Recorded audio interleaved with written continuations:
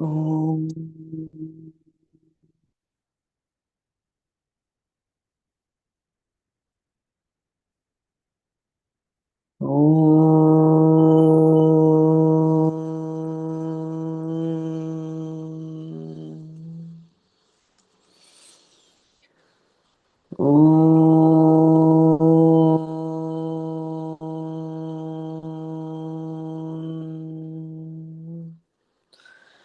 Om Sahana Vavatu Sahanau Bhunaktu Sahaviryankaravavahai Tejasvinavadhitamastu ma vidvishavahai. Om Shanti Shanti Shantihi. Narayanam Namaskritya Naram Chaiva Narottamam Devim Saraswatim Vyasam Tato Jayamudirayet.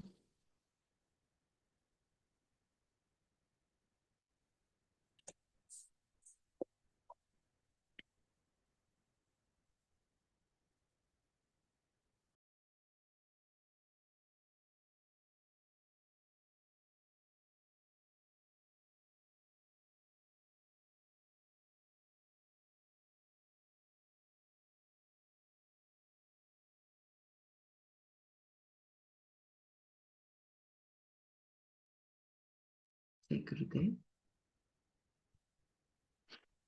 So yesterday we had the Krishna answer Arjuna's question as to what is that impels a person to do what he does. Kathaye atha yena prayuktoyam papam charati purushah anichanna vivarshneya baladiva niyojita.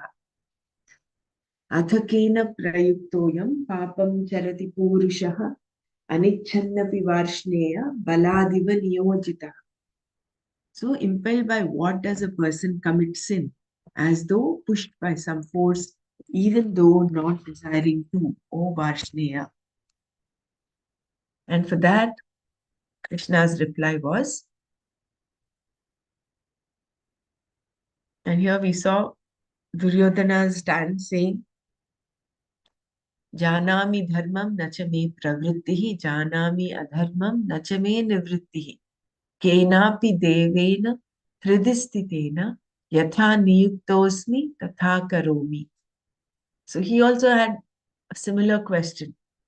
And Krishna answered this question with Kama esha krodha esha rajo guna samudbhavaha mahashano mahapapma vidhyena miha vairinam. So he said, this desire, Sri Bhagavan said, this desire, this anger, born of the guna rajas, is a glutton and a great sinner. Know that to be the enemy here in this world. And then we saw the meaning of Bhagavan, the one that has the 6 absolute wealths. He has absolute overlordship, absolute. That is Aishwarya, Virya, that is the absolute power to create, then absolute wealth, Shri, and absolute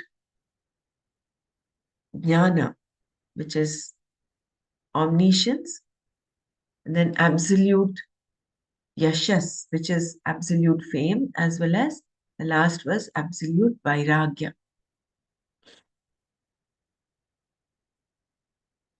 So everyone has these qualities in some small measure. All have limited jnana and vairagya. But in Bhagavan, each of these 6 qualities is without any hindrance and without any obstruction.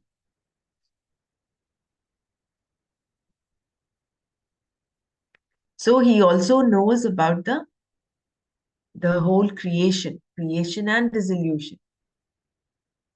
Utpattim pralayam chaiva bhutanam agatim gatim And Veti Vidyam Avidyam cha.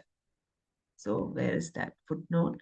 So Utpattim Pralayam Chaiva Bhutanam Agatim Gatim Veti Vidyam Avidyam cha Sa Vachyo Bhagavan iti.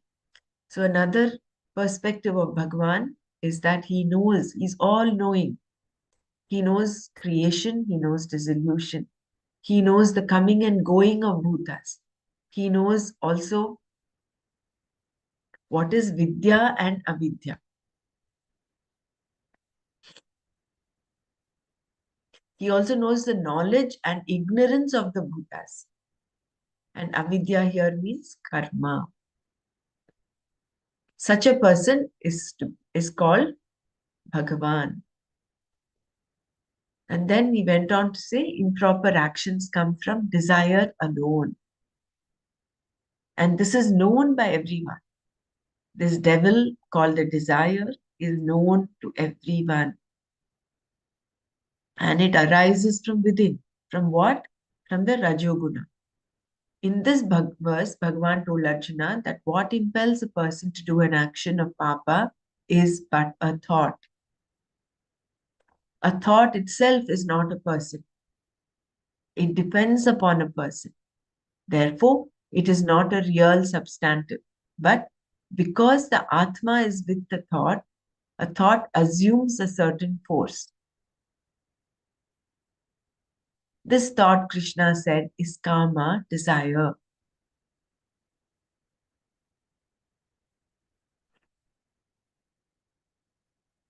So it is only a vritti. Kama is a vritti. Vritti is not the person, but it depends upon the person. You cannot have a dead person having a vritti. It happens only in a person who is living. So therefore, it depends upon a person. And it is not the real substantive. It does not have an existence on its own.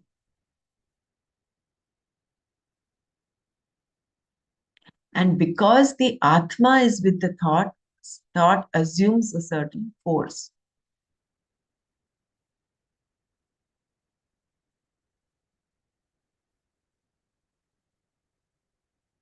The expression, this desire, Esha Kama, indicates that it is something known to everyone.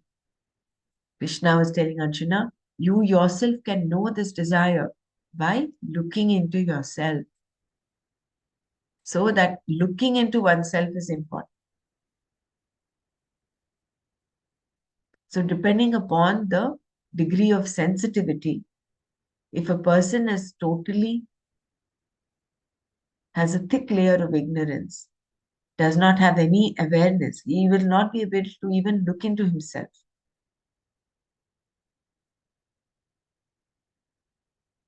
But as this thickness of this ignorance keeps thinning out, then you have more and more capacity to look within.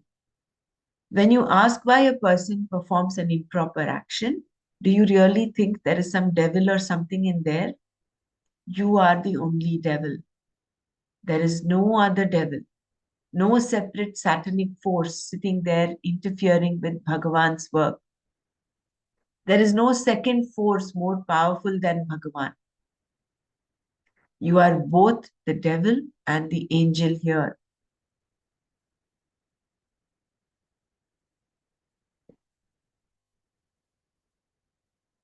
It is your own desire alone, and this desire is something that is very well known to you.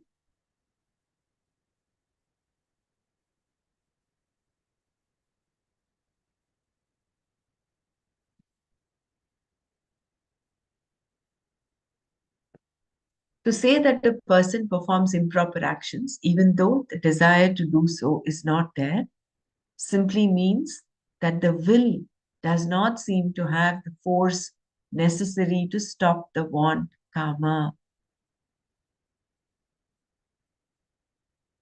So innately nobody wants to do anything ill. But why do people end up doing it? Because there is not enough will to counter this. to counter this thought, counter the karma that emanates within.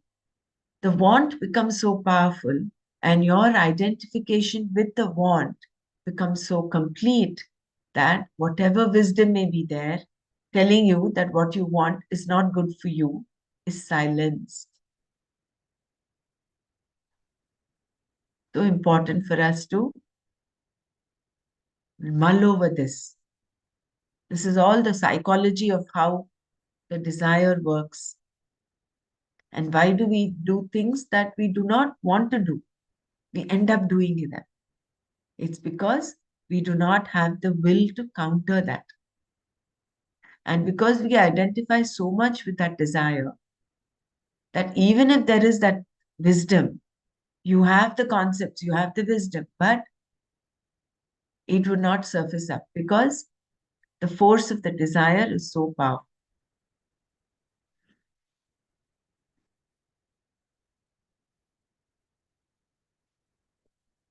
So that little conscience that coming up is silenced. In this way, karma can be very powerful. Desire is born out of Rajoguna alone, Rajoguna samudbhavaha, whereas wisdom is born out of Sattva. When Rajas is predominant, there is desire because Rajas is a force, Kama is also forceful.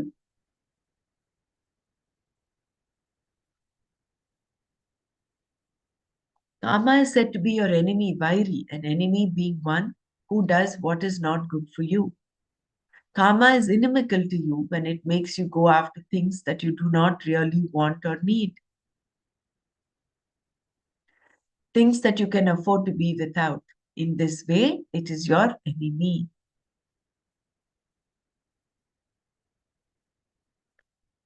So, this way, karma is both even the thought to do a good action in order to do something good also emanates from a thought. So, thought, the karma can be your vairi as well as your friend. If it impels you to do good things, it will be your friend. If not, it will be your enemy. That is why Krishna says, Uddhared atmanatmanam natmanam avasadayet. Atmaiva hyatmano bandhuhu atmaiva ripuratmana. Your mind is both your friend and your enemy. Befriend your mind.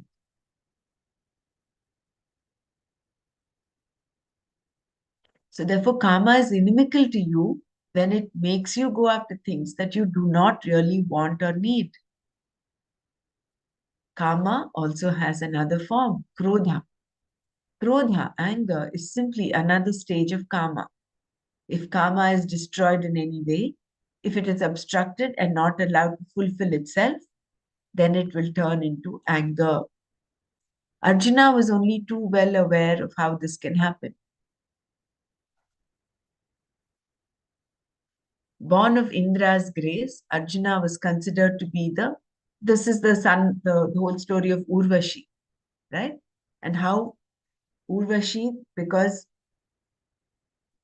her desire was obstructed by Arjuna. Arjuna wanted to consider Urvashi as his mother. So she becomes very angry and she curses him. And then Indra intervenes and modifies the curse to bring it down to 1 year and that he could take it on his own whenever he wanted to. Arjuna could manifest that upon his will. So that is what he becomes Brahannala in the last year in the Ajnatavasa. So Arjuna therefore experienced how desire can turn into anger. When Urvashi's desire for Arjuna was not fulfilled, it became anger. A person whose love has been rejected can even become violent towards the object of his or her love. Rejected love means that karma, want is there. It is not like the love that one has for the stars, the moon, the sky, etc. There, one's mind has no demands as to how they should be or should not be. You have little say over the powers of nature. The mind totally accepts these as they are and enjoys them as they are. Therefore, this kind of love does not cause any problem. This is not the case with the karma that is demanding and therefore binding. This binding karma can be called by many names. In the beginning, it is called want, then passion, and then anger. All these are born out of Rajoguna. So, problem is with demanding or binding karmas. As long as the karma is not binding, it's not demanding, it is not inimical. But the moment there is the moment there is a demand, the moment there is bondage with the karma, if I do not get it, I will be miserable. That becomes a binding desire. Kama as krodha, anger, was referred to here as Mahapapma, a sinner, a great sinner, because it is a cause of those actions that a person regrets for his or her entire lifetime. Such actions have to be paid for, and karma alone is the cause. Atma has nothing to do with them, nor do the body, mind, and senses.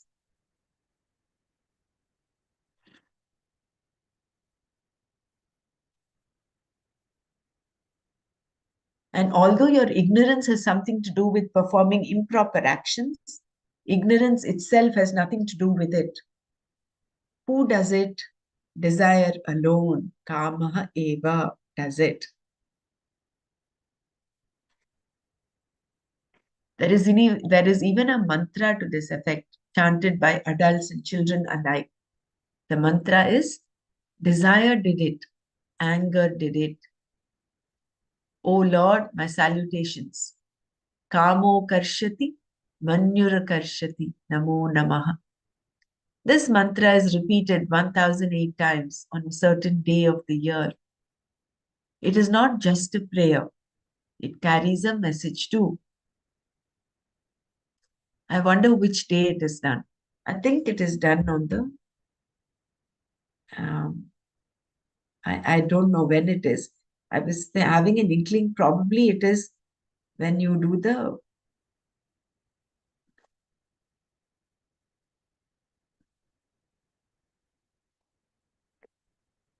this comes along with the upakarma, the sandhya that is done. This mantra comes in then.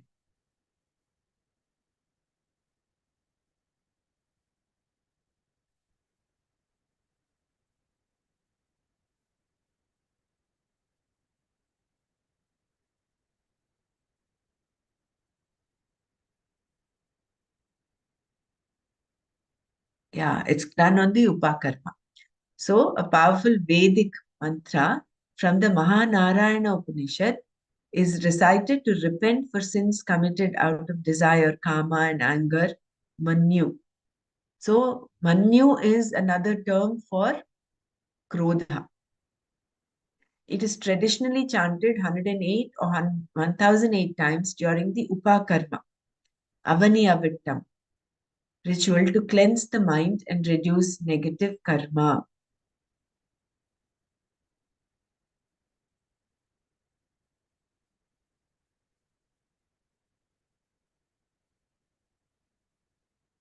It's Kamo Karshit, Manyur Karshit, Namo Namah. Desire did it, anger did it, I bow down to them.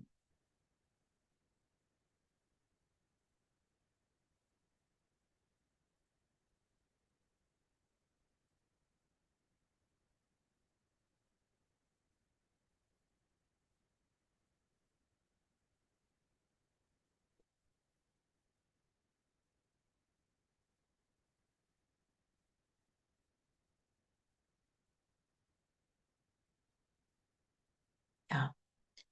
So Kamo Karshit, Manyur Karshit, Namo Namah.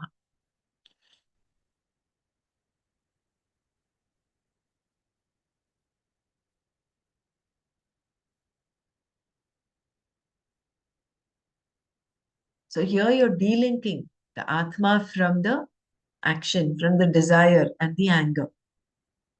This is why Krishna said, understand, vidhi, that this karma alone is your enemy.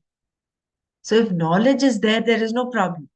When understanding is there, you're able to have the will. The will is strong, strong enough to counter the force of karma. As your enemy, karma forces you to perform actions that you know are improper and that do not really want to do, and that you do not really want to do. Just as Duryodhana said, there is someone sitting in my heart impelling me to do wrong actions, but I don't know who the person is. Arjuna also did not know. Here, Bhagavan made it very clear that this person is none other than Kama. So, kenapi, kenapi devena hridi stitena, that, where is that? Kena,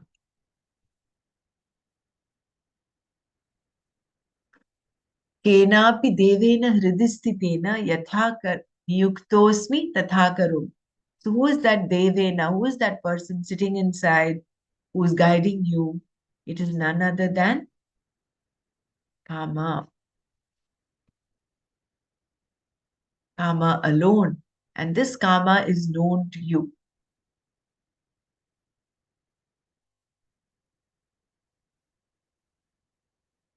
And it is funny, this karma is known only to you and also to Bhagavan. Because Bhagavan is all knowing. Nobody else will know it.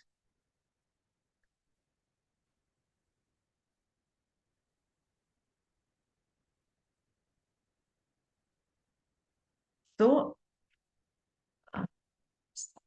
there is someone sitting in my heart impelling me to do wrong actions, but I don't know who the person is. Arjuna also did not know. So here Bhagavan made it very clear that this person is none other than Kama.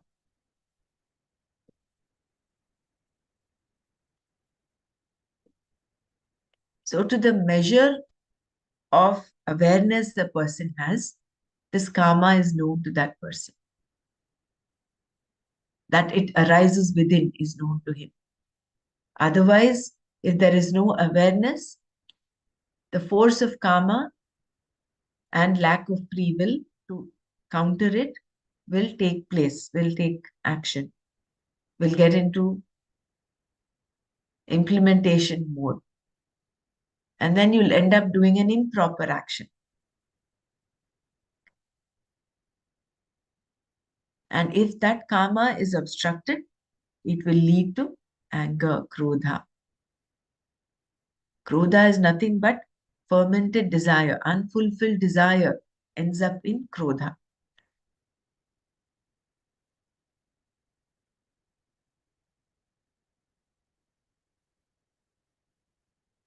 Desire is insatiable. There is one more word given in the verse to describe kama, mahashanaha, one who is a great glutton. Kama never says enough. Of course, its fulfillment may be enough for some time, but eventually the kama will start up again, just like a glutton who barely takes time to swallow the food being eaten before wanting more. This then is the nature of want. Any want is always replaced by further wants. There is no end to the gluttony of karma, Krishna said here. To suppose that by continuing to fulfill one's wants, there will be a day when none remains is not a reasonable assumption. Like fire, karma always wants more. It will never say enough. Therefore, there is no possibility of karma coming to an end. It just goes on breeding. This is why we always have wants. In the next verse, Krishna told Arjuna how karma operates. So let's pause here. Let's share. Spend a few minutes. sharing our takeaways, our understanding.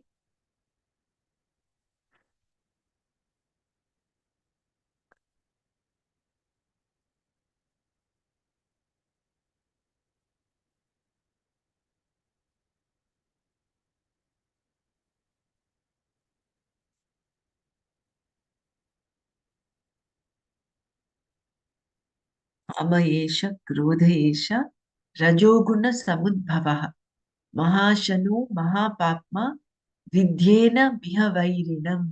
Vidhi, understand that these are the two enemies.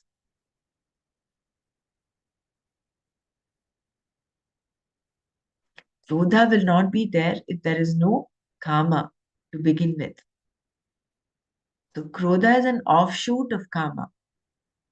And kama is what? It's nothing but a thought. And a thought is where how does the thought come? Do you have any control over thoughts coming into your mind? They are prakriti jair gunai. They are born of prakriti, born of the gunas. So depending upon your guna, if your rajoguna is predominant, then of course you will have desires to do. You will have a lot of desires. And some of them may be things that you may not want to do, which are not right to do, which are not supposed to be done.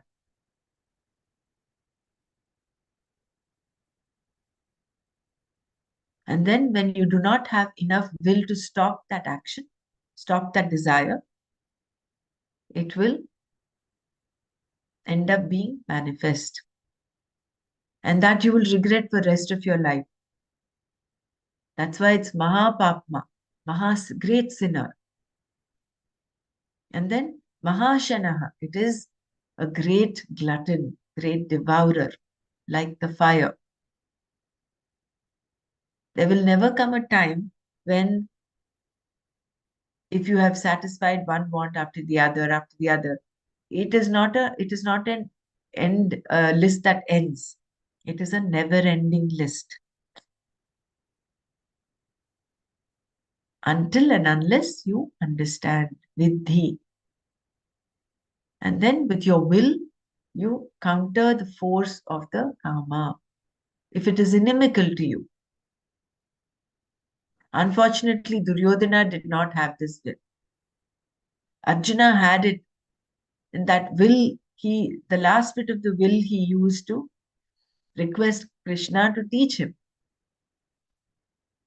What is Shreyas? Tell me. I am your student. Please teach me.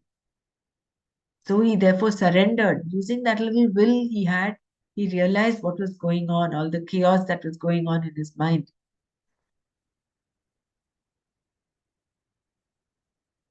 And it is with that inner understanding that he was able to even ask questions.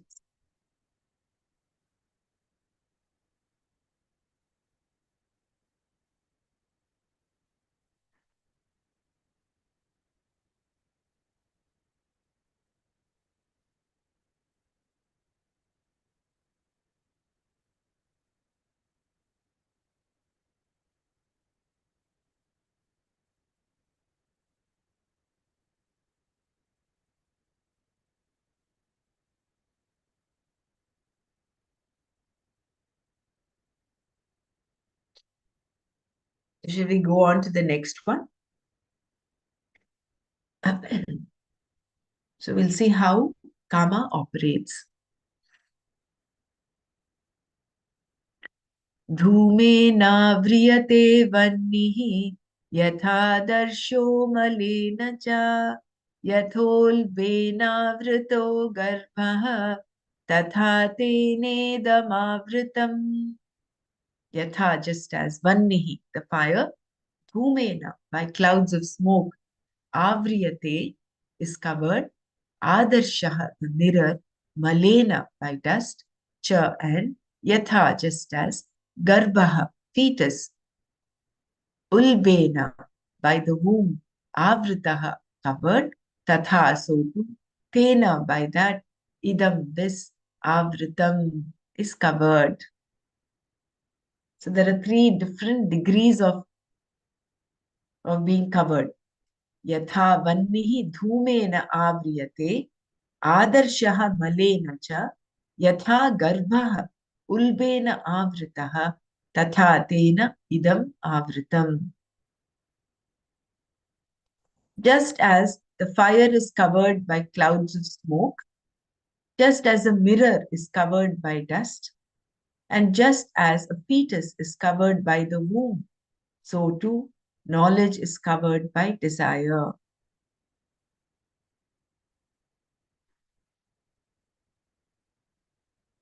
Just as the fire is covered by clouds of smoke. So this is one. This is the finest. Just as a mirror is covered by dust. This is the subtlest. Then the next grosser form is the mirror covered by dust.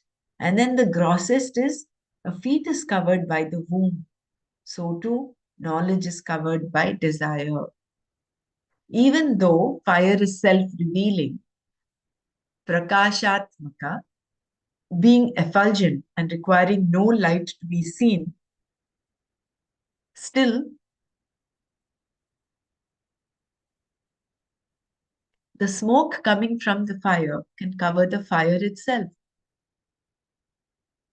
In the same way, one's discrimination, viveka, knowledge of what is to be done and what is not to be done, is covered by kama, which is born of the mind alone.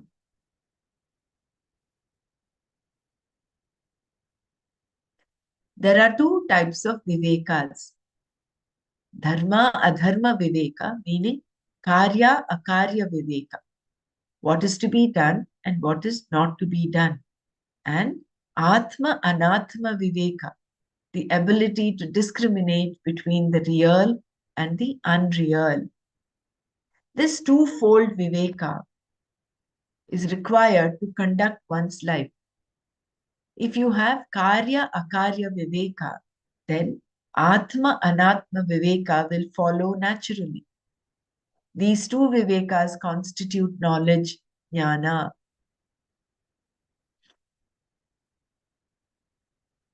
So I will just repeat these two paragraphs.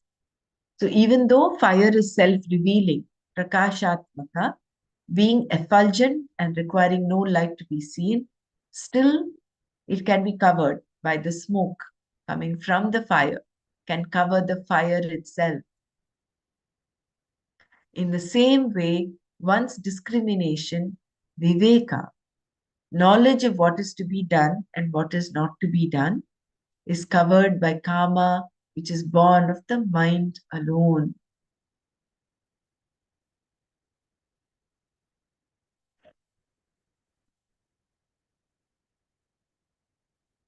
So if you extrapolate this to Atma and Maya, Brahman and Maya, Maya is an offshoot of Brahman.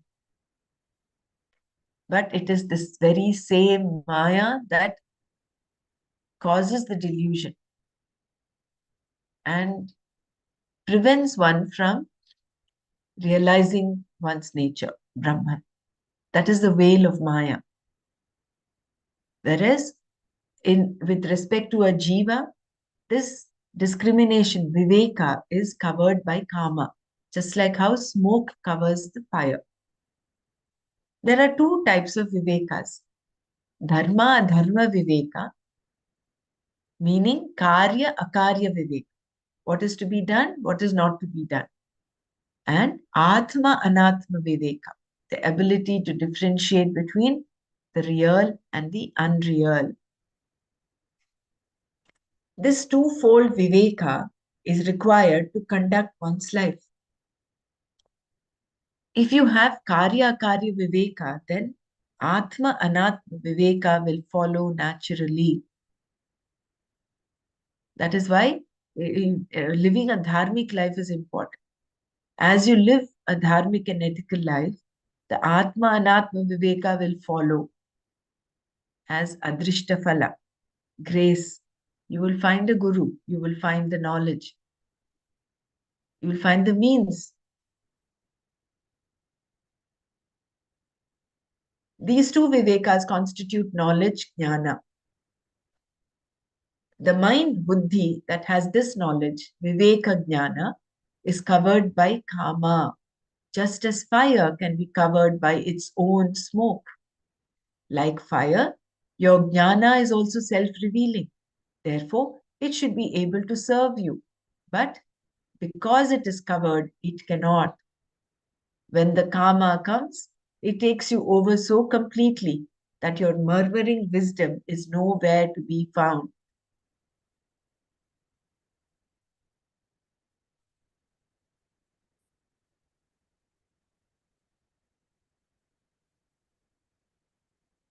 Krishna provided two other examples here: a mirror covered by a coat of dust and a fetus covered by the womb. The mirror and fetus are not seen simply because they are covered. You can see the mirror, but at the same time, it is not clear at all. So too, you know an unborn child is there, but you cannot see it because it has yet to see the light of day. So too, in the first example, you know fire is there because you see the smoke. You cannot see the fire because it is covered.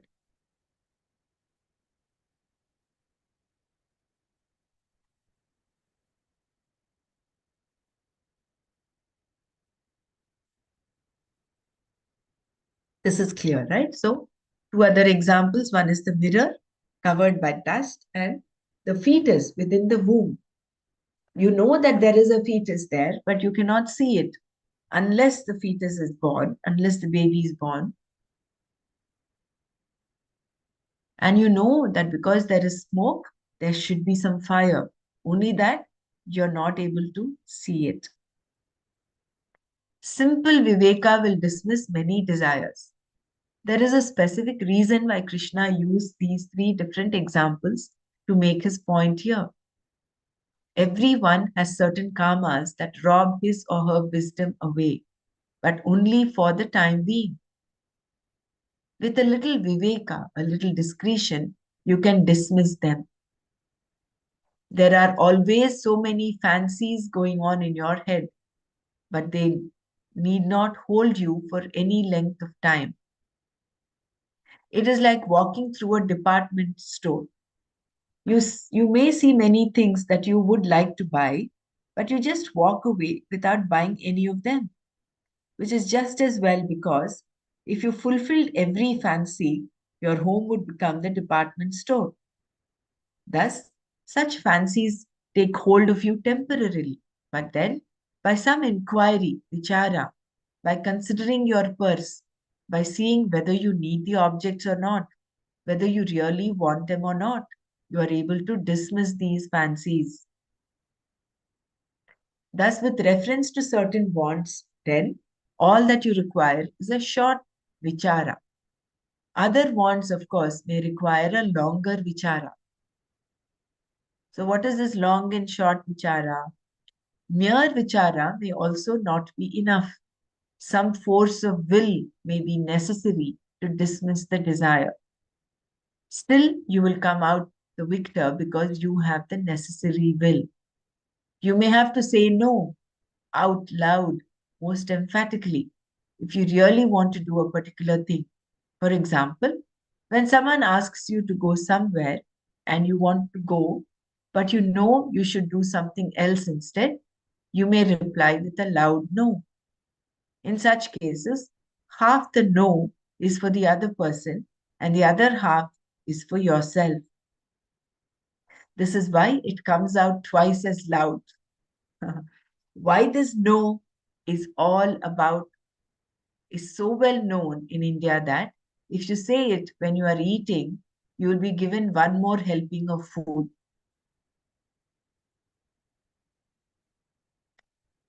Swamiji has good experience with this. This no requires will on your part. Vichara itself is not enough. This way of dismissing a desire is likened here to the mirror that is covered with dust. To merely blow on it is not enough. Not only will the mirror remain dusty, it will become hazy as well. You have to take a wet cloth and wipe the mirror clean. which requires both will and effort. Similarly, not giving into your desires requires vichara and will. Talking with someone who understands such matters, which requires effort, or some other action, may also be necessary.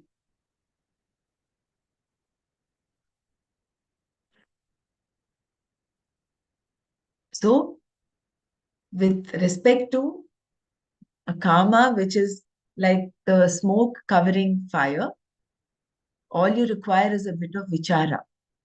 Whereas when it requires also some will to ensure that you do not do not to follow the karma, then it is like the mirror being dusty. It's not enough if you just blow away the dust. You require a wet cloth, and that is the will.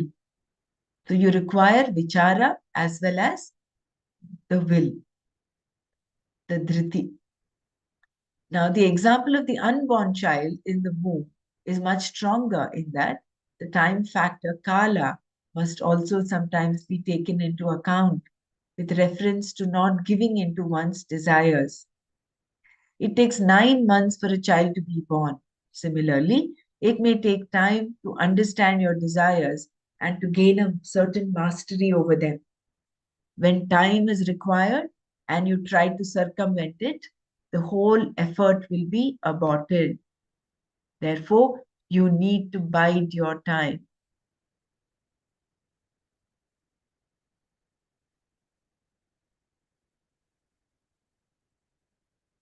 So, if you do not give time, do not give enough time.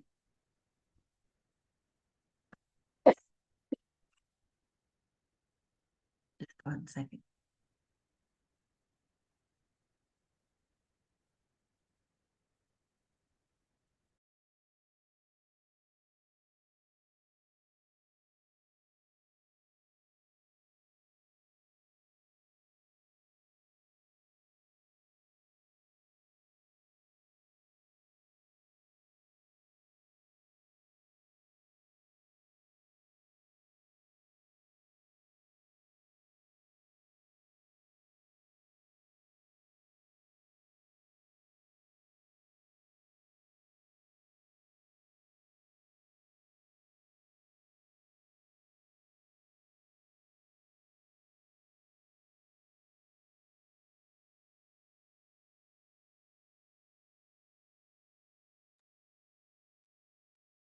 So, the example here of the womb, of the unborn child in the womb, is much stronger in that the time factor, kala, must also sometimes be taken into account with reference to not giving into one's desires.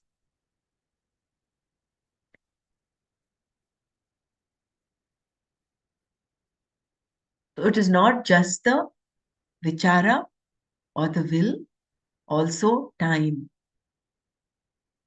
It takes 9 months for a child to be born. Similarly, it may take time to understand your desires and to gain a certain mastery over them. When time is required and you try to circumvent it,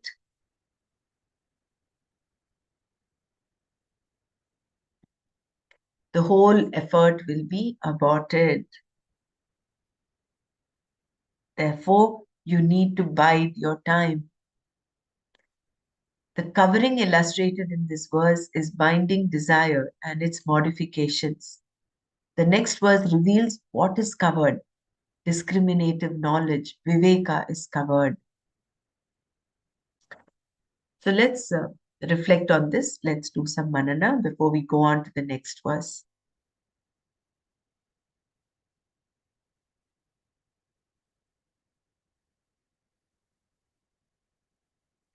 धूमेन व्रियते वह्निः यथादर्शो मलेन च यथोल्बेनावृतो गर्भः तथा तेनेदमावृतम्.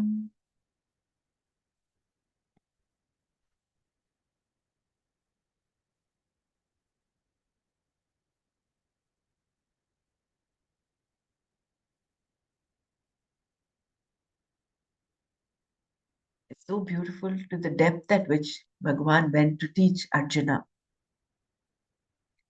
He didn't just say, take care of your karma, have the will, stop it. Duryodhana did not have the will, but he went on to explain how for some karmas, simple vichara is enough. But for some others, you require the will also. So simple viveka will dismiss many desires.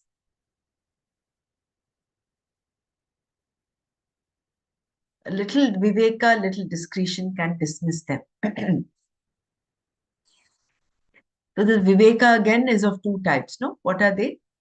It is karya akarya viveka and then atma anatma viveka.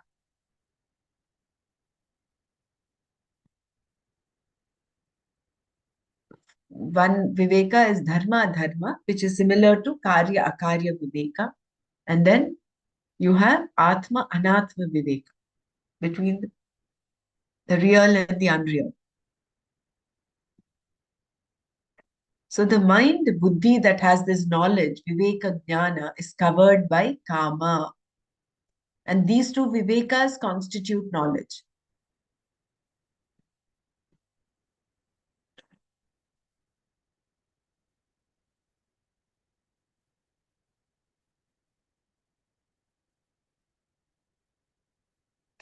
So just like the fire is covered by smoke, by its own smoke, your jnana is also, like fire, your jnana is also self-revealing. Therefore, it should be able to serve you. But why is it not being served, not able to serve you all the time? Because it is covered. So that is why when you see, when you are aware, you will not make a mistake. That is why Gurudev says, a mistake is done by an unconscious mind, a mind that is not aware. Consciously, you cannot do a mistake.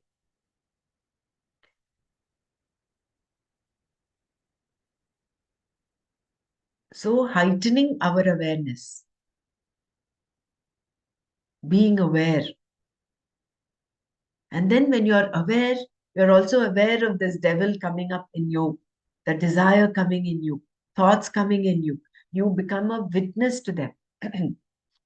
So rather than just be taken up by the force of the desire, you are witnessing whatever is coming. And then you can decide based on your will, decide which one to act upon.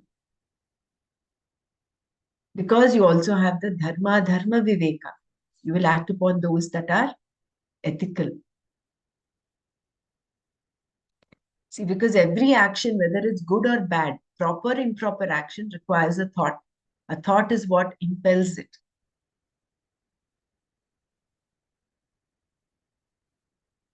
So then Krishna provided why the two other examples, because depending upon what else is required, for most of the desires, simple vichara is enough, simple viveka is enough to have a say over them. But there are some that require a bit of will, that require a little bit of cleaning up. Just like how the mirror, which is dusty, needs a wet cloth to clean up, so you require that will.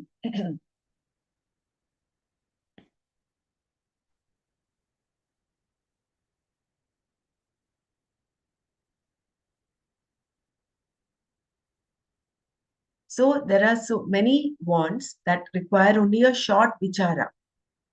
Other wants, of course, may require a longer vichara. That is why it is said, if there's a desire that sprouts up, give it 24 hours, think about it. And then after 24 hours, if you really think you require it, then go for it. But in these 24 hours, when you think about it, reflect upon it, you might end up saying, oh, I don't actually need it. Mere vichara may also not be enough. Some force of will may be necessary to dismiss the desire. Still, you will come out the victor because you have the necessary will. You may have to say no out loud. If you really do not, if you want if you really want to do a particular thing. For example, when someone asks you to go somewhere and you want to go, but you know you should do something else instead, you may reply with a loud no. In such cases, half the no is for the other person and the other no is for yourself. Yourself for what? Is that will telling, subduing that karma, having a say over that karma inside. This is why it comes out twice as loud. Why this no? What this no is all about is so well known in India that if you say it when you are eating, you will be given one more helping of food. This is, of course, in the lighter vein. That is the nature of Indian households. When you're asked for a second helping and you say no, you will actually be given a second helping. So that is in the lighter vein. This no requires will on your part. Vichara itself is not enough. This way of dismissing a desire is likened here to the mirror that is covered with dust. To merely blow it on it is not enough. You will require a wet cloth.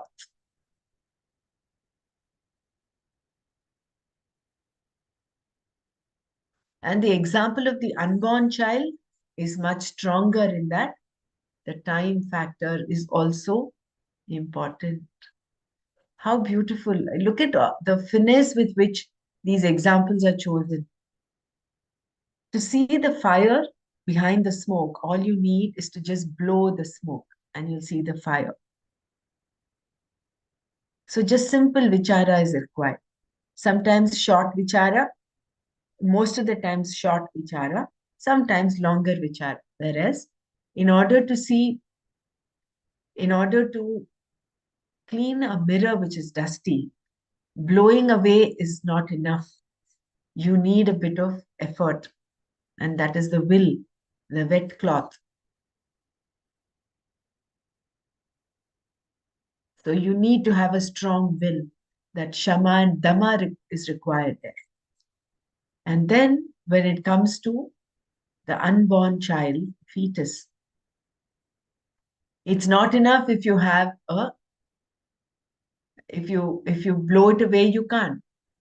Just by blowing on the womb, can you see the fetus? No. Can you clean up the womb to see the fetus? Also, no. You require time for the fetus to grow and finally deliver. So, but if you try to circumvent it, if you try to find a shortcut to it, the whole effort will be aborted.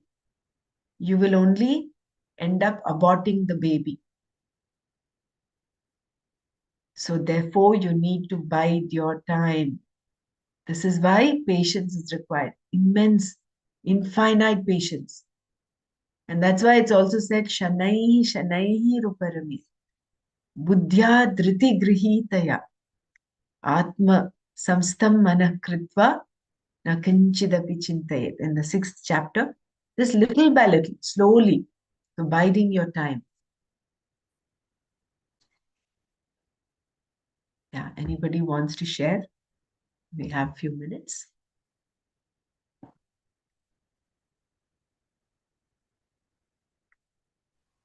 Jai Gurudev, very, very beautiful example. It reminds me the last, especially the unborn child. It reminded me of the story from that Mahabharata where Vinita and Kundra, both sisters, they were gifted with the eggs, and it was Vinita who they both were rishi wives. So Kundra got immediately all because they were all Nagas. So they were fertile soon.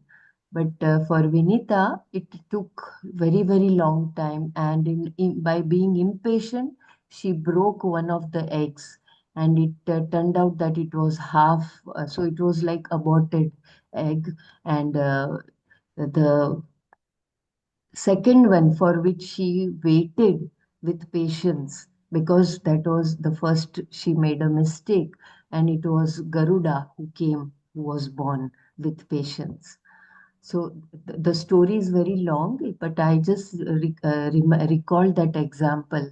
So beautifully Swamiji has brought to the aspect.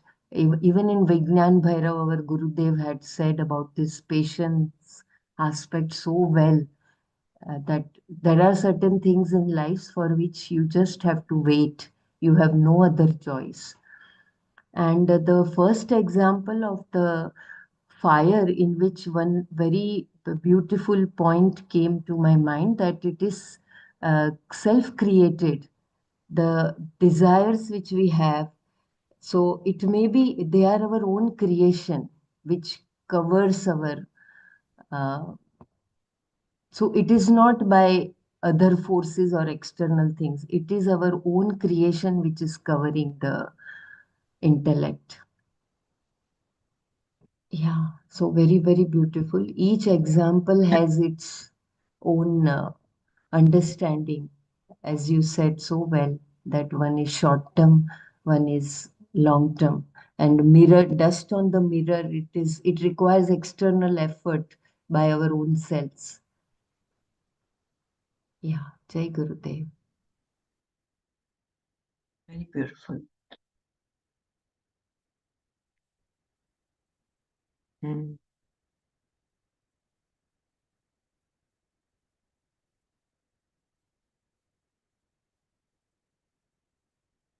So, for a sadhak, he cannot be frustrated because, oh, I'm doing so much. Why is it I'm still getting angry? Why is it I'm still having these desires? So, you need to give time for this change to happen, the transformation to happen within. And likewise, there may be people in the family saying, you've been doing this for so long, but you're still the same, no change at all. Of course, there is change, it is not visible, it will take time. So, that also, to develop that certain mastery over it, will require time. But no effort put in this direction goes waste. Swalpamapyasya dharmasya trayate mahato bhayat. Even a little effort you put in the path of moksha will help you cross over this great fear of samsara. So with that faith and that shraddha, we'll have to move forward. We should not feel dejected saying, oh, what is this? I'm back to square one.